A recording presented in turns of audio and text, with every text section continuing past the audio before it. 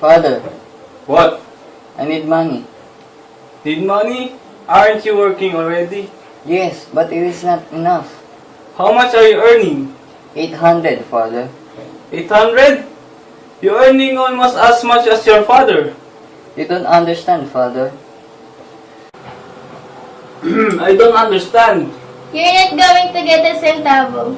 Mother, If you have no money to ride in a taxi, take a jeepney. jeepney to visit a girl? Ay, I what? Francisco? Huh? I'm calling the servant.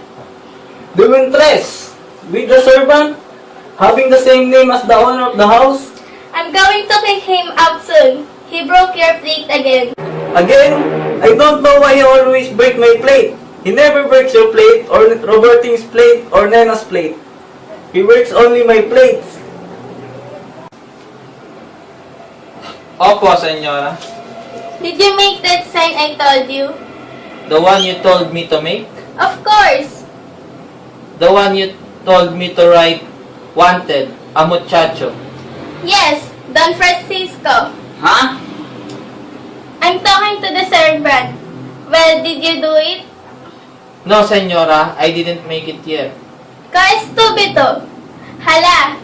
Go out and make it immediately. Where's Nena? Asleep in her room. And so Nena went to the party last night without a chaperone? It was the first time. I hope nothing happened. What could have happened? We discussed this already yesterday. Yes, I know. But imagine a Filipino girl going to a party without chaperone. After all, she didn't go out with Fred alone. She went with her friends Lolita and Luding. Yes, those two girls. Since they are from abroad, they've been trying to teach our daughter all the wrong things they learn from those places. Wrong things? Ay, you exaggerate, Francisco. Are you through with that? So soon. I finished it last night, senyora. Last night? Opo, senyora, but I forgot where I placed it. Estupido itong taong ito. Let me see it. Wanted, a muchacho. Alright, hang it out there at the window. I said outside, not inside. Ay, Francisco. He had to be my namesake. As I was saying, Francisco, Were you talking to me, Petra, or to the servant? Francisco, what are you still doing here? Go back to the kitchen. You were saying, Petra. As I was saying, I think you're being very unfair to Nena. After all, she grown up.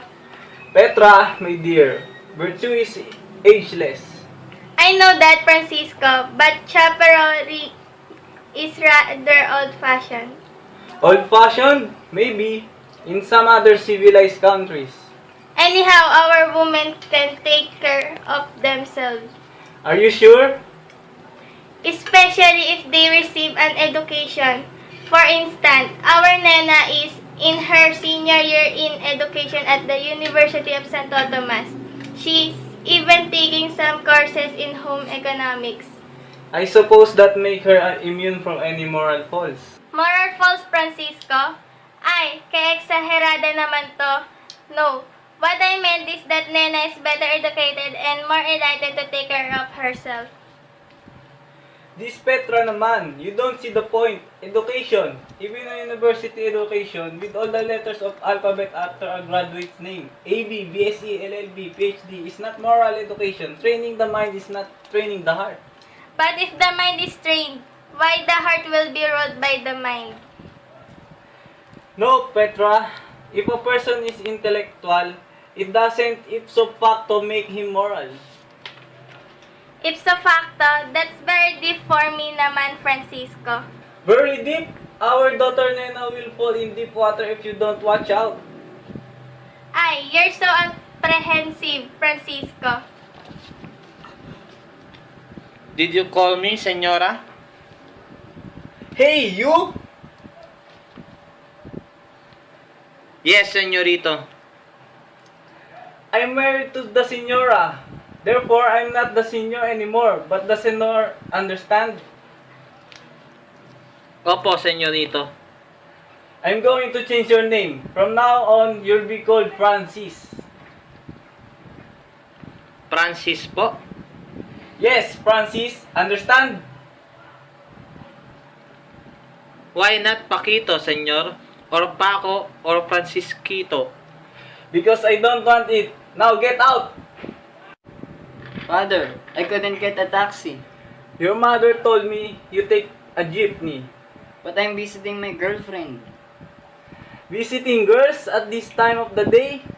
It's nearly lunchtime. She called me up. She says, I must see her right away. It's very important. Robertine, you went to the party last night. Yes, Father, with Leah.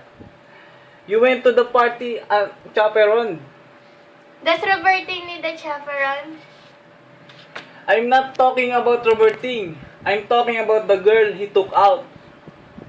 Well, if you're going to lose your temper, I might as well be in the kitchen. Somebody at the door. Francis.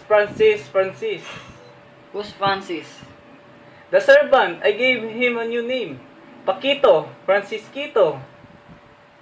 Yes, senyorito.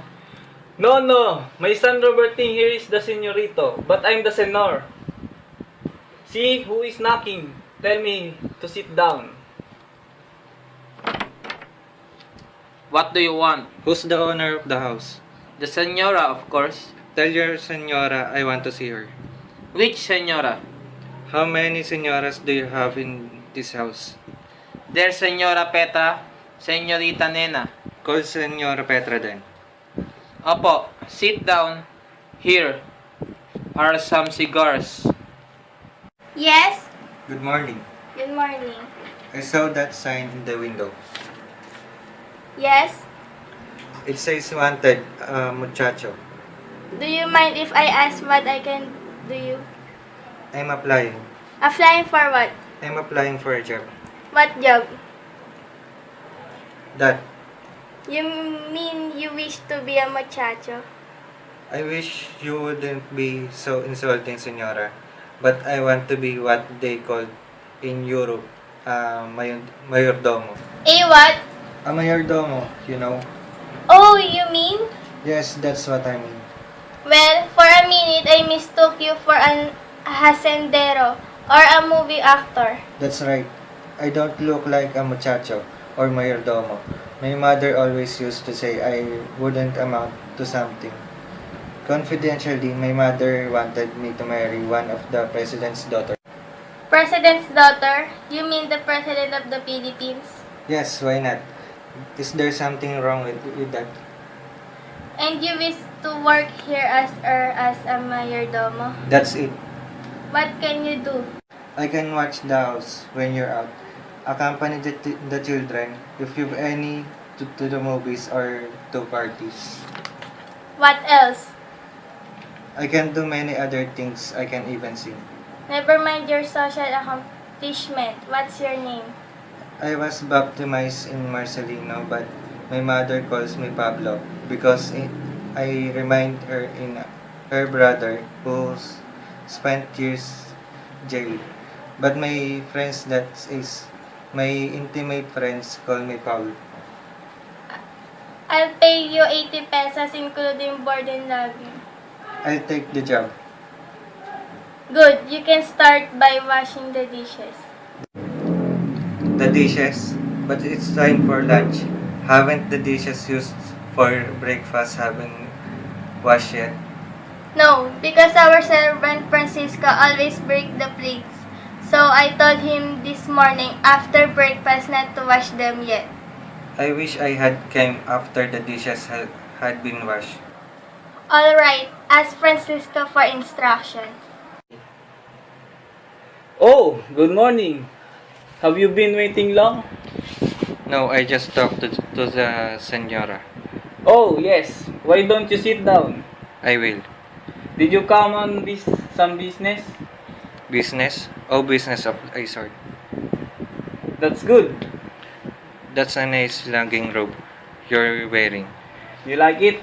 I'm going to buy one exactly like that. Thank you. Imitation, they say, is the subtlest from flattery. Of course, mine will be more expensive. Undoubtedly, you must be a man of means. Oh, means? Well, sort of. I wonder that delaying Francisco. Francisco, I am Francisco. You are Francisco? Yes. Well, if you're Francisco, the senor told me to ask you for the instructions. Instructions? What kind of instructions? I suppose she meant the instructions for washing the dishes and all that sort of thing. Dishes? All the sort of things? What do you mean? Aren't you the servant here? Servant? I am the owner of the house.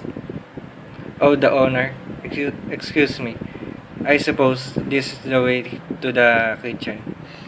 Petra! Petra! Where's the Sunday paper? Oh, so you're awake. How was the party last night? So, Mother, where's the movie page? Probably your brother Roberting is looking at it. You're awake at last. Have you had breakfast? Breakfast when it's nearly 12. How was the party? So. Aba! Where are the cigars, Petra? Why, I placed half a dozen there this morning. Half a dozen? I've smoked only one so far. I wonder. I'm wondering too. I'm still sleepy. Wait a minute. Nena, sit down. What's his Mother? So you went to the party alone last night? This Francisco naman. I told you she went out with Fred. Anyhow, I hope that's the first and last time you go to the party unchaperoned. But there's nothing wrong, Father. After all, I'm an educated girl. Yes, Francisco. She can take care of herself. Can you see she's educated? So you're awake. How was the party last night? So. Where are you here? I couldn't hire a taxi. No money. I told you take a jeepney. Anyhow, I can see her this afternoon. Incidentally, I met Fred's mother a short while ago. Fred's mother? She was near Martinez taxi station. What were you doing at the taxi station? Trying to get a taxi on credit, I suppose. Anyhow, Fred's mother. What about her? She said she was coming today. What for? She didn't tell me. Fred's mother? You mean the young fellow Nena went out with last night? Yes, Father. Did she say why she was coming?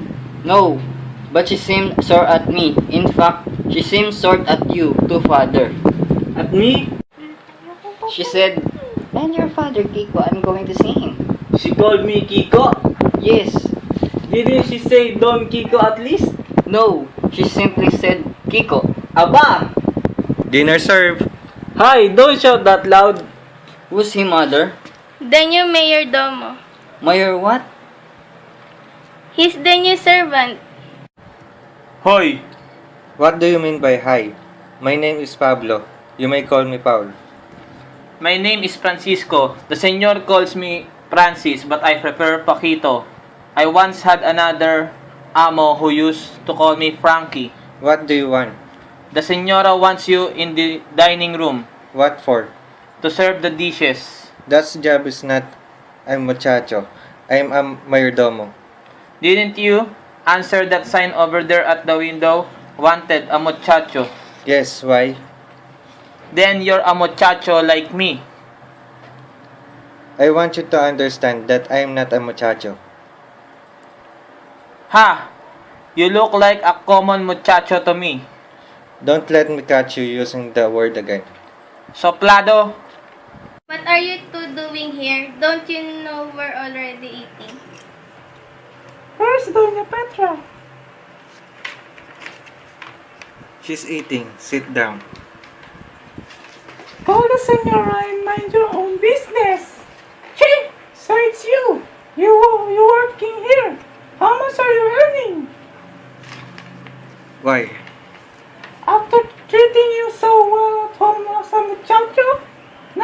You came to work here without even giving me a farewell note. Che! I'm not a muchacho. I'm a mayordomo. Mayordomo? Mayor tonto! Che! Good. You may go, Paul. Paul? Good morning. You wanted to see me? Yes! You're in Petra! Won't you sit down? I'd rather remain standing, Che!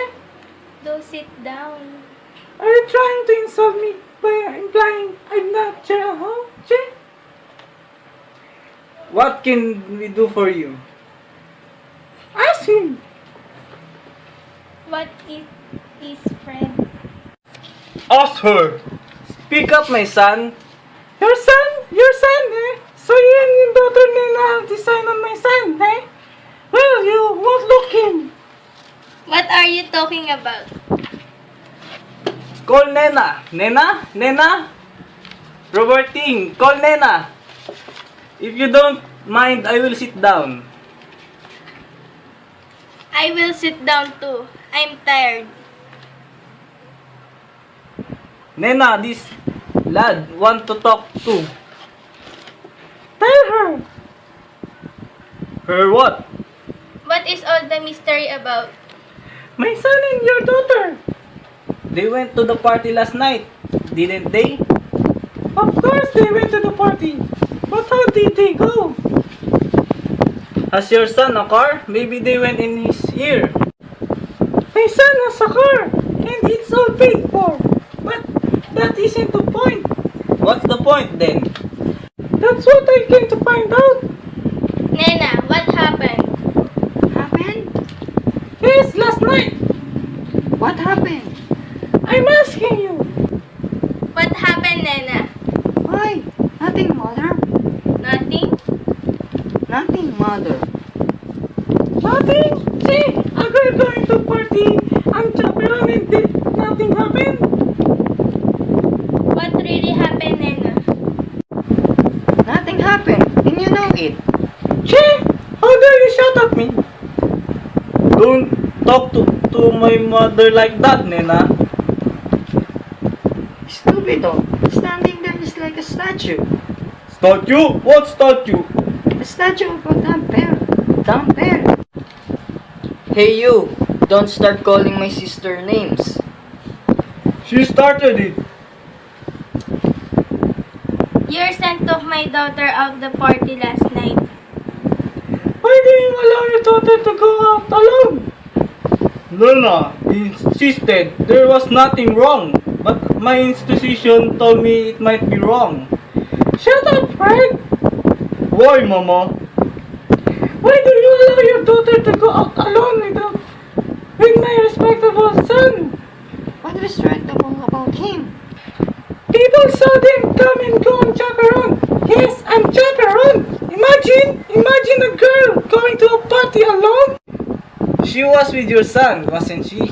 Unfortunately. Then if my daughter was with your son, what danger was there? People are talking about last night. But what happened? What happened? Fred, dear. Nothing, Mama. Try to think. Something must happen. Nothing. Torpe. Aroy. You son of my third husband. Why didn't you tell me nothing happened? I'm trying to tell you since this morning, but you gave me no chance. You mean to tell me you come here and raise all the rumpus when absolutely nothing happened? Well, I wouldn't be too sure about absolutely nothing. Besides, I have to careful, yes, very careful about my beloved son upbringing. Your son is very stupid. What? My son stupid? And definitely, As stupid as you are? Ask me! and positively, It's your fault! What do you mean by my fault? Tumble. I'd slap your face if I weren't a gentleman. I slap you even if my mother says I'm no gentleman at times. Don't you dare touch my son! Che! You can have that human jellyfish. Coming here to say what might have happened. You should advise your daughter to stop going to parties and jump around. People gossip and include my son. Mind your own business. Tell your son to stop looking. Che, I never saw such people. Che. Get out of here before I call the police. The police? Mama, the police. Where are you going, Che? Paul? Paul? Who's Paul? Petra? Yes, Don Francisco. Paul, kindly escort these people to the door. Roughly, Paul, roughly. Canela, I suppose you insist me, muchacho, to come here. Hoy, I'm no muchacho. I'm a mayordomo. Furthermore, Doña Petra gives me 80 pesos a month while you used to give me 50 pesos only. 80 a month? Where will they get that much? Doña Dolores de Cabeza. 80 a month? Che! Che! Che! Can you imagine the insolence? Che, That's what Nena got for going out unchaperoned. I was already telling you, Petra. how could I know this Dolores would make all that awful fuss? You want me to break Fred's neck? You should have done that when he was here. Your muscle reflexes are tardy in working, my son. Che, Don't cry, Nena. It's over. making all that fuss for nothing. The truth is that I quarreled with Fred during the party and left him. Left him. Where did you go? I came home with lodging and Lolita. Fred's mother had been trying to interest me in her son. That's why he had told me his mother and... Ay, Hiya Mia! Go in now and let this be a lesson to you. Che! Finish eating, Robertine. Incidentally, Robertine, I hope nothing happened with you last night. Last night? You went out with Leah, didn't you? Yes, but nothing happened, I think. You think? I escorted them out already. Senora, what do I do now? You may wash more dishes. Huh? Hoy, where do you get that cigar? Huh? Why? Somebody give it to me. Who? Francis, senor. So, Mayordomo smokes owner cigars? Owner kick Mayordomo out. Hoy! Your coat, Mayordomo, Mayor Yabang. Get back to the kitchen, Francis. Am I still the servant here, Senora?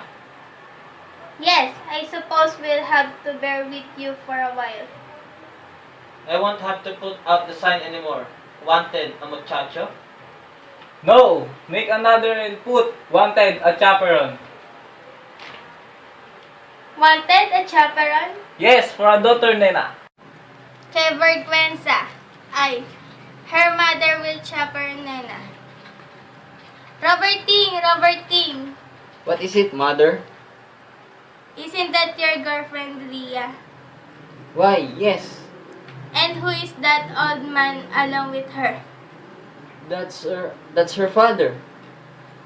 And he's carrying something. Yes. He's carrying gun. Tell them I'm out. Ay, Petra, we need two chaperone, che!